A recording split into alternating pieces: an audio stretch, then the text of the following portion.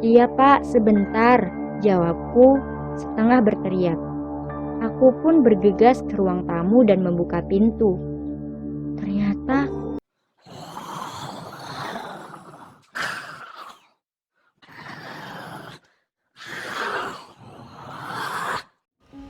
Hai para pecinta horor, selamat datang di ARS.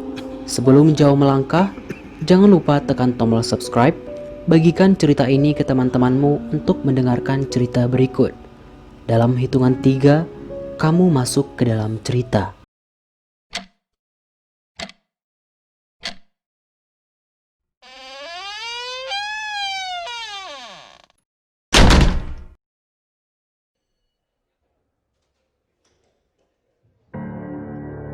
ternyata tidak ada siapa-siapa di depan.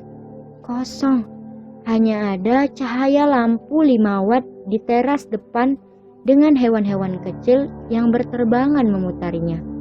Pak, Pak, teriakku sambil melihat ke sekeliling. Aku tidak berani untuk keluar ke teras karena di luar sangat gelap.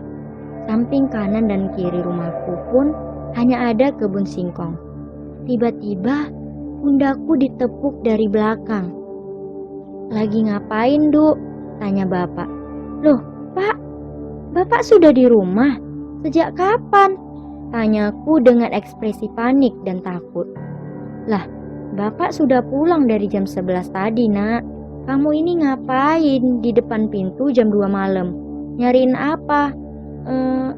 Pak, tadi ada yang ngetuk pintu ini. Terus ganti ngetuk jendelaku sambil bilang minta bukain pintu. Katanya itu Bapak, makanya langsung aku bukain. Tapi setelah aku tengok, gak ada siapa-siapa.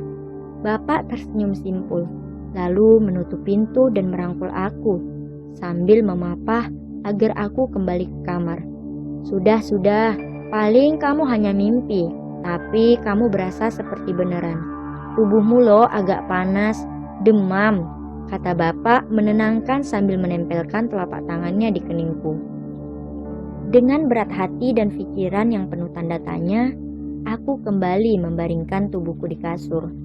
Aku menatap langit-langit dan merenungi yang baru saja terjadi. Karena aku yakin yang tadi adalah nyata dan bukan mimpi.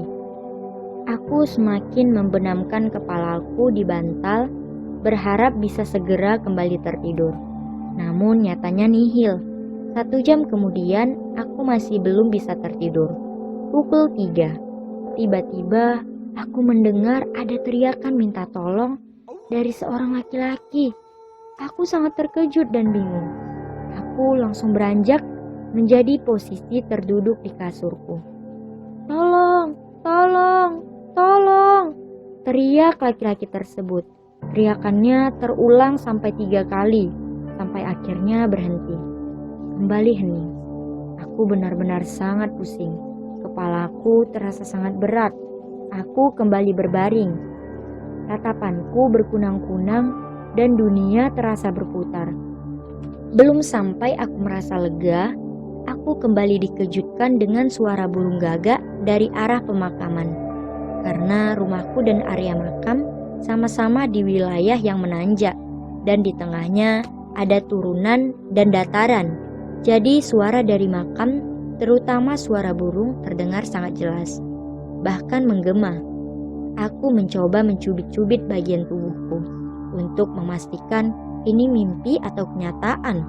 Dan faktanya aku merasa sakit, yang berarti ini merupakan hal yang nyata. Pikiranku kacau dan kalut. Kejadian-kejadiannya berjalan begitu cepat dan aku tak mampu memahami maksudnya. Sampai akhirnya aku ketiduran hingga azan subuh berkumandang. Aku terbangun dan mendengar suara gaduh orang memotong sayur di telenan. Alhamdulillah ibu sudah bangun. Aku pun bergegas menuju dapur dan benar saja ada ibu sedang menyiapkan bahan-bahan untuk memasak. Loh, tumben sudah bangun nak? Tanya ibu sambil merajang cabai. Bu, tadi malam bapak pulang jam berapa? Tanyaku penasaran. Jam 11, kenapa kok tanya begitu? Bu, tadi malam jam 2 pagi ada yang ngetuk pintu depan loh. Terus ngetuk jendela kamarku. Katanya itu bapak minta dibukain pintu. Ya tak bukain. Pas tak buka, gak ada siapa-siapa. Malah bapak nyamperin aku dari dalam rumah. Terus yang ngetuk pintu sama jendelaku siapa ya? Kamu itu mimpi paling nak. Lah orang bapak juga tidur bareng ibu dan adikmu kok. Makanya jangan sering-sering dengeri cerita horor ya. Aku pun sedikit kesal karena tak satu pun mempercayai apa yang aku alami. Namun aku memilih untuk tak berlarut dalam kegelisahan ini. Aku melaksanakan sholat subuh, kemudian membantu ibu memasak. Setelah itu aku mandi dan bersiap-siap berangkat sekolah. Sambil menunggu ibu selesai bersiap-siap untuk berangkat kerja, aku duduk di bangku panjang di teras rumah. Aku memperhatikan sekitar rumah. Terasa udara segar yang masih berbalut embun dan daun-daunan di kebun yang hijau menyejukkan mata. Kebetulan tetangga depan rumahku merupakan orang yang cukup berada. Rumahnya gedong dengan tembok yang tinggi. Rumah itu ditinggali oleh 3 orang, yaitu Pak Sumar, istrinya Bu Saodah, dan anaknya Robi. Robi ini merupakan anak laki-laki sematawayang mereka yang menderita kelumpuhan sejak lahir. Robi tak bisa berjalan, namun anggota tubuh lainnya normal. Saat itu, Robi duduk di kelas 5 SD. Tiap hari Pak Sumar mengantar jemput Robi.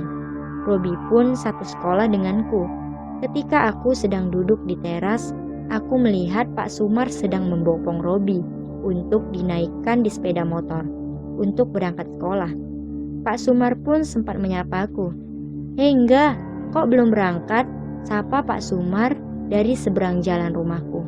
"Iya Pak, lagi nunggu ibu, belum selesai, sebentar lagi," jawabku seraya tersenyum.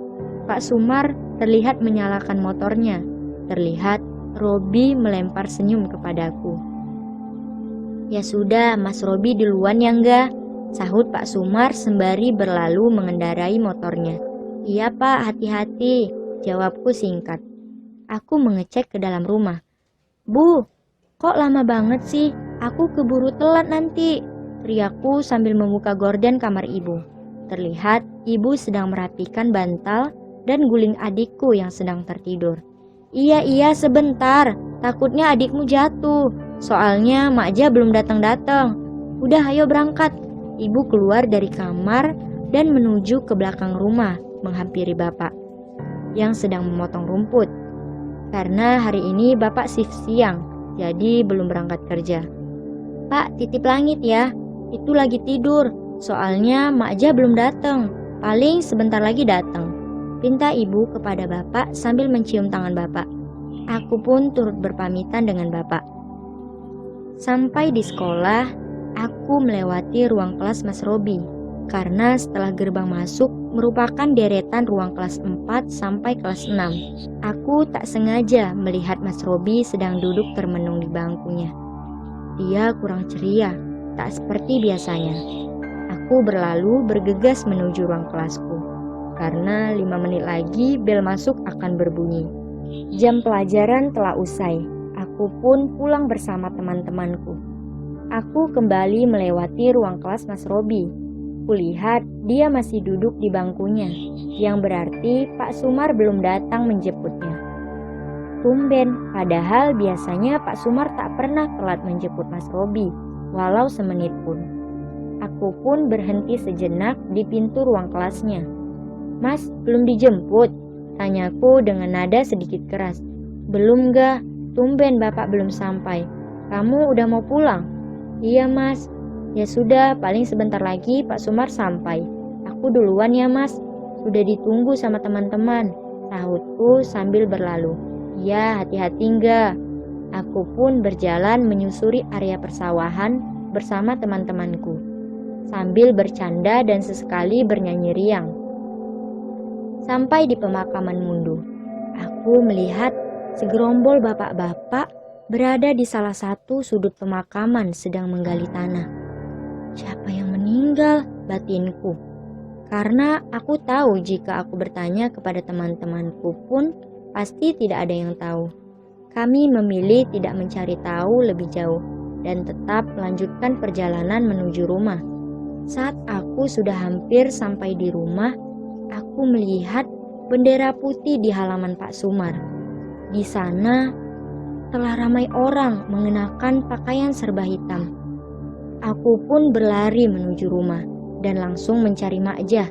Ternyata saat aku masuk ke kamar adikku, di sana sudah ada ibu sedang mengganti pakaiannya dengan tergesa. "Nak, Pak Sumar meninggal," jelas ibuku singkat. Aku pun sangat terkejut dan sangat tak percaya. "Beneran, Bu? Kapan? Kok bisa?" tanyaku kaget. "Tadi jam 10 pagi, kecelakaan, kepalanya ketabrak truk tronton. Kamu di rumah saja jagain adikmu, soalnya Makja juga bantu-bantu di rumah almarhum," jawab ibuku sambil bergegas keluar rumah. Aku pun sangat syok mendengar penjelasan ibu. Benar-benar tidak percaya, karena baru tadi pagi aku melihat Pak Sumar dalam keadaan baik-baik saja.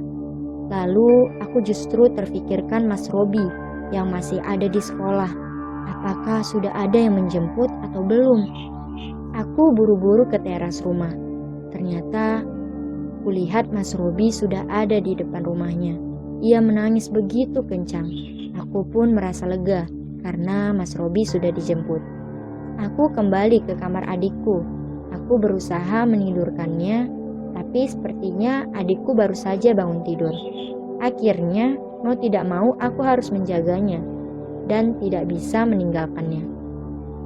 Aku merasa sangat gelisah.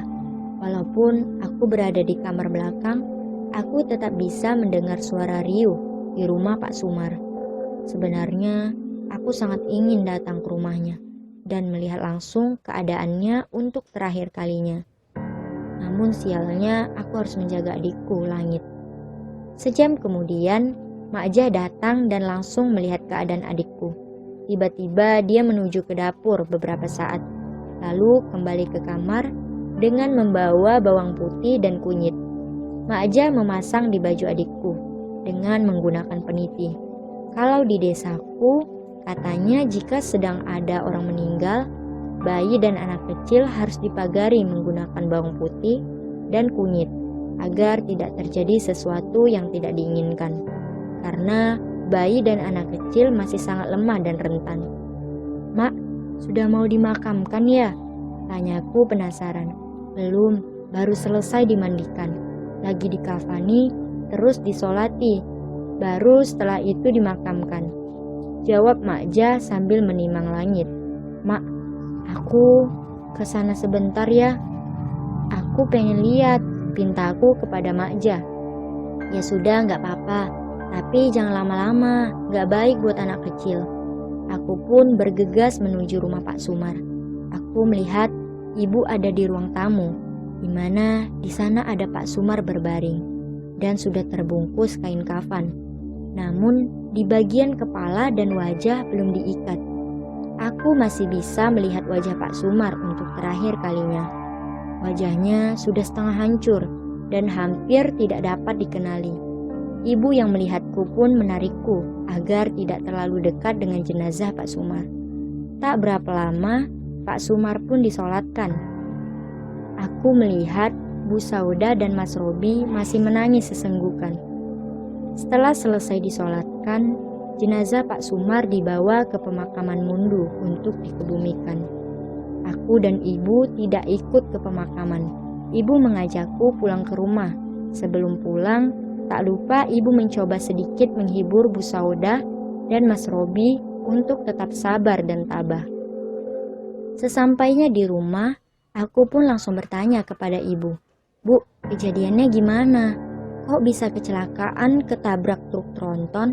tanyaku sembari membuntuti ibu yang sedang berjalan ke kamar. Kalau dari ceritanya, katanya Pak Sumar itu ngebut di daerah dekat alun-alun sana.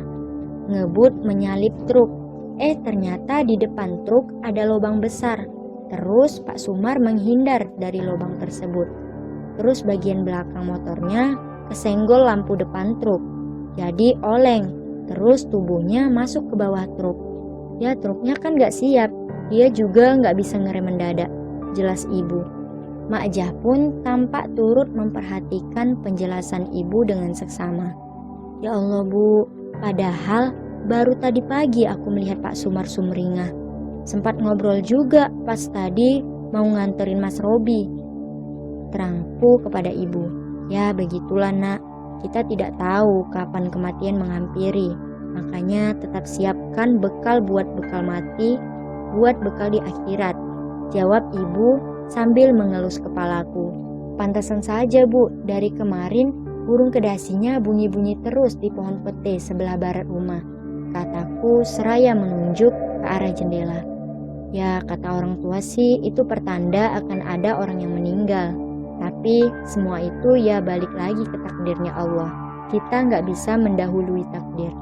Tapi orang Jawa itu sukanya mengamati. Kebetulan ya kejadian, jawab ibu sambil tersenyum. Setelah Pak Sumar dimakamkan, seperti biasa tradisi orang Jawa, keluarga Pak Sumar mengadakan tahlilan selama 7 hari berturut-turut. Selama 7 hari tersebut, semua berjalan lancar dan baik-baik saja, tanpa ada hal yang terjadi.